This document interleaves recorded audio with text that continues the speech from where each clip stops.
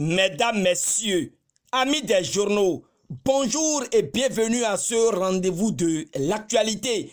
Les députés de la 7e législature se sont retrouvés à l'Assemblée nationale hier à Porto Novo pour l'adoption de la loi de finances gestion 2019.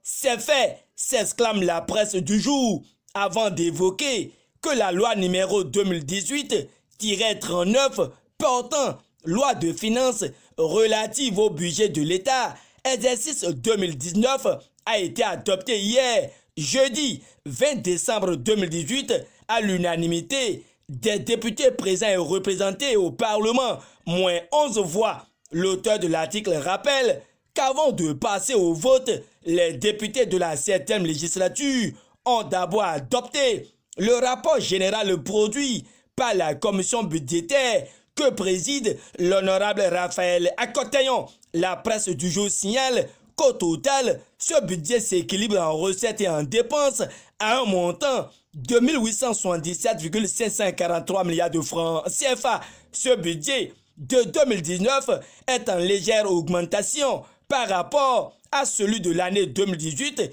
qui était de 1862,918 milliards de francs CFA.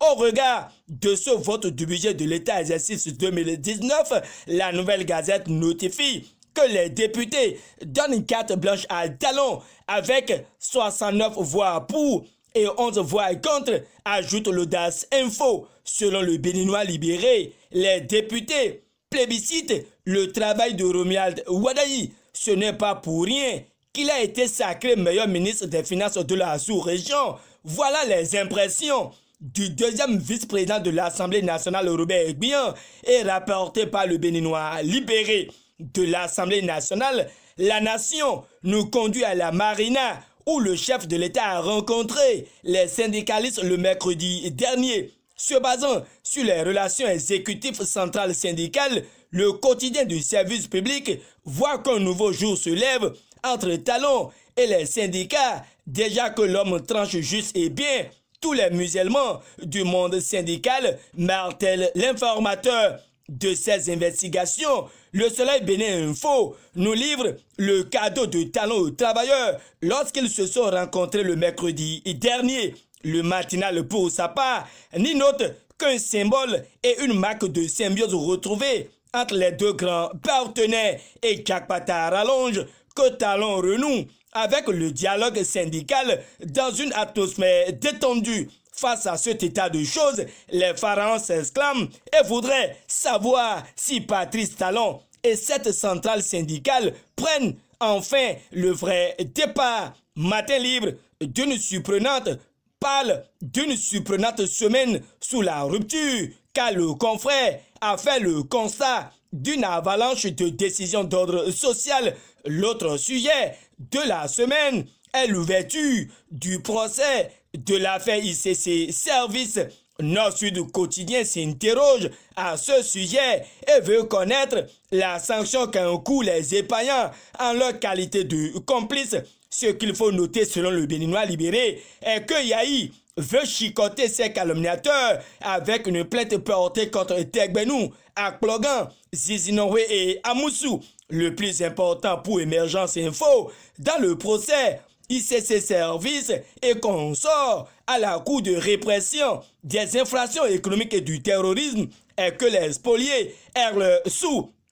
Parce que le confrère ne connaît finalement pas celui qui dit la vérité. Les 4 vérités donnent la lettre de l'ODEM qui appelle les médias au respect de la déontologie qui, à l'en croire, semble être rangée dans l'oubliette face à la retransmission sur les ondes du procès de l'affaire ICC Service. Dans cette revue de presse, il est aussi question de la liberté conditionnelle accordée à 1200 détenus, dont les grossistes et répartiteurs. Oui, il y a un rebondissement dans le dossier. Lutte contre les faux médicaments et Libération expose que plus de 1200 détenus ont recouvré leur liberté depuis hier. Conformément à l'imprimé, les 1200 prisonniers de toutes les prisons du Bénin ont bénéficié d'une libération conditionnelle accordée par le ministre de la Justice, Séverin Quenom. Pour finir avec cette information, Libération signale que désormais, les grossistes répartiteurs de médicaments pourront rejoindre leur maison une fois avoir versé la caution des 10 millions de francs CFA exigés. Oui, les grossistes sont libérés sous caution. Écrit Le Soleil Levant, les 4 vérités. Place en manchette la conférence de presse de l'Union progressiste tenue hier à l'hôtel Azalaï de Cotonou. À en croire le Canard, les progressistes seront dans les 77 communes du Bénin du 22 au 30 décembre 2018. L'objectif d'une telle décision, suivant les 4 vérités, est de mettre en ordre de bataille les différentes forces du parti existantes en une. Aussi, ont-ils choisi de faire connaître les ambitions et les attributs du parti aux militants à la base et lancer une campagne d'adhésion aux nouveaux membres. L'imprimé insiste sur les propos de Abraham Zizinoué qui a clairement évoqué qu'ils veulent travailler pour gagner les élections législatives prochaines. Toujours avec le pêle-mêle et les 4 vérités nous situent sur la 2e édition de Porto Novo Music Fitness où 1500 personnes sont attendues sur l'esplanade du stade Charles de Gaulle de Porto Novo. Ce dimanche, le 10 janvier 2019, il y aura une visite de travail au Bénin et l'Audace Info clarifie que le président de la FIFA, Gianni Infantino, foulera le sol béninois. C'est la première fois dans l'histoire, écrit le confrère. À sa une, l'Audace Info voit que Mathurin Tejakus rêve grand pour le football de notre pays. Fin de cette revue de presse, réalisation et présentation, Gutembe Sohou. Merci d'avoir été des nôtres toute la semaine. D'ici à là, portez-vous bien et à dimanche pour l'actualité phare de la semaine.